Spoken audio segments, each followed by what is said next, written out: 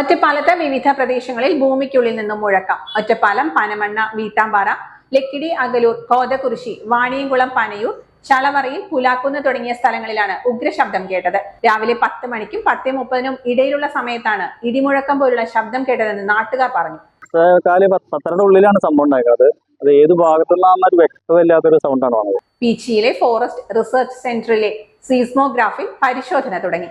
ആശങ്കകളും അഭ്യൂഹങ്ങളും വ്യാപകമായതോടെ ജിയോളജി വകുപ്പ് വിശദമായ പരിശോധന തുടങ്ങി. ദൂരെ നിന്നുള്ള ഇടിമുഴക്കത്തിന് സമാനമായി 2 തവണ ശബ്ദം കേട്ടെന്നാണ് നാട്ടുകാർ പറയുന്നത്.